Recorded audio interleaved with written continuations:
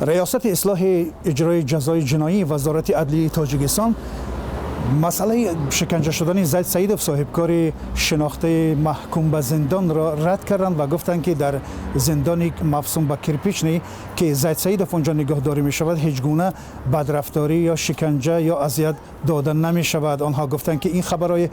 بافته هستند. امروز عزت الله شریپوف سردار ریاست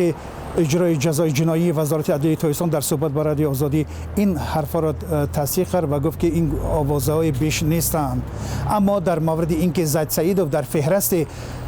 زندانی های رو به فرار هست، این را سردار ریاست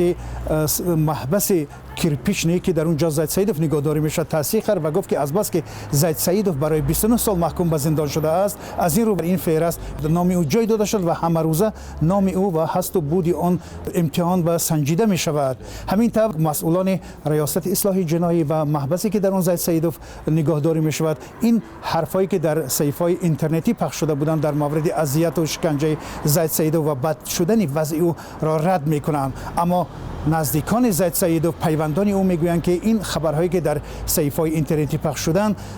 تا جای اساس دارند و واقعا وضع سلامتی زید سعیدوف خیلی بد است و آنها وقتی که با او ملاقات میکنند از چشم و بینو دهان زید سعیدوف آب میریزد و او هر لحظه سرفه میزند، ولی هرچند خودی او تا هنوز اعتراف از این وضع اعتراف نکرده است، ولی نزدیکانش میگن که آنها با چشمان خود میبینند که وی از سلامتیش خصوصا از سرماخوردگی اذیت میکشد.